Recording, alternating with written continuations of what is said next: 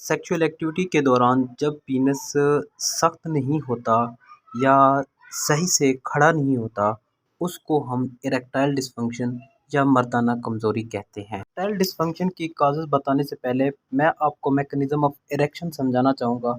Mechanism of erection क्या होता है कि जब भी हम सेक्सुअल एक्टिविटी के बारे में सोचते हैं, तो हमारी बॉडी के अंदर, हमारे खून के अंदर एक केमिकल पैदा होता है जिसको हम नाइट्रिक ऑक्साइड कहते हैं। उस नाइट्रिक ऑक्साइड का काम क्या होता है कि खून की नालियों में जाके खून की नालियों को एक्सपेंड कर देना, फैलाव कर देना, बड़ा कर देना। तो जिस वजह से क्या होता है कि खून का बहाव जो है वो तेज़ हो जाता है, और जब खून का बहाव तेज़ होता है तो पीनस जो है ना अच्छे से खड़ा हो जाता है और जल्द ही सख्त हो जाता है। इस सारे मैकेनिज़्म को ट्रिगर करने के लिए हमारे जिस्म के अंदर एक हार्मोन पैदा होता है, और ये हार्मोन तब पैदा होता है जब हम सेक्सुअल एक्टिविटी के बारे में सोचते हैं। उस हार्मोन को हम नाम देते हैं टेस्टोस्टेरोन।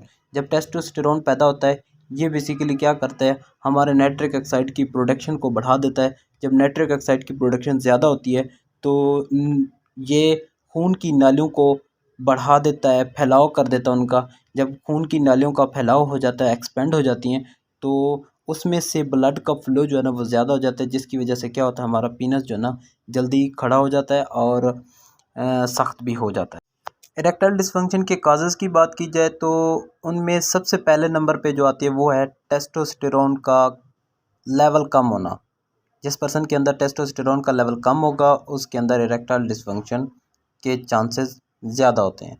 इसके अलावा दूसरी अगर काज की बात की जाए, खून की नालियाँ किसी भी वजह से क्या हो जाए, नैरो हो जाए, सख्त हो जाएँ, जिसकी वजह से खून का जो फ़्लो है, खून का जो बहाव है वो कम हो जाए, उसकी वजह से भी इरेक्टाइल डिस्फंक्शन हो सकता है। और किन में खून की नालियाँ जो है वो सख्त हो जाती हैं, खून की नालियाँ जो होती हैं वो तंग हो जाती हैं, उनमें सबसे पहले जो है ना वो डायबिटिक पेशेंट हैं। डायबिटिक पेशेंट के अंदर क्या होता है कि खून की नालियाँ जो होती हैं वो नैरो हो जाती हैं, तंग हो जाती हैं, जिसकी वजह से फ़्लो जो है ना कम हो जाता है।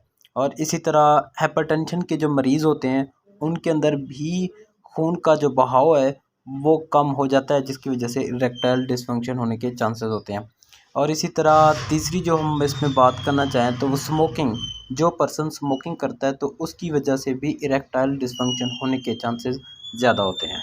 इसके अलावा कुछ ऐसी ड्रग्स होती हैं जो इरेक्टाइल डिस्फंक्शन करते हैं, जिनके यूज़ से क्या होता है कि पीनस के जो मसल्स होते हैं वो वीक हो जाते हैं। उनमें सबसे पहले जो है एंटी डिप्रेसेंट ड्रग्स जो है ना हमारे इरेक्टाइल डिस्फंक्शन काज करती हैं। और इसके अलावा एक और मेडिसिन होती है जिसको हम इस्तेमाल करते हैं, जिनके बाल जो है ना वो गिर रहे होते हैं, तो उसको रोकने के लिए जो हम मेडिसिन इस्तेमाल करते हैं वो भी इरेक्टाइल डिस्फंक्शन काज करती हैं। उनमें है फिनेस्टीराइड, जो मेडिसिन होती है, ड्रग्स होती हैं, वो जो है इरेक्टाइल डिस्फंक्शन काज करती है। इरेक्टाइल डिस्फंक्शन के ट्रीटमेंट की बात की जाए तो सबसे पहले जो मेडिसिन दी जाती है इरेक्टाइल डिस्फंक्शन को ट्रीट करने के लिए, जो आम तौर पर इस्तेमाल की जाती है वो है सिल्डेनाफिल, जो वैग्रा के नाम से मिल रही होती है।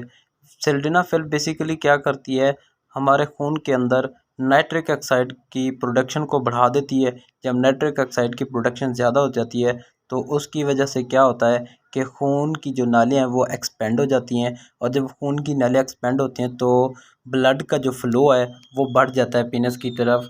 तो इस वजह से पीनस जो है ना वो खड़ा भी हो जाता है और सख्त हो जाता है। अब मैं आपको कुछ ऐसी कुदरती ग़िज़ा के बारे में बताऊंगा जिनके अंदर नाइट्रिक ऑक्साइड और टेस्टोस्टेरोन मौजूद होते हैं।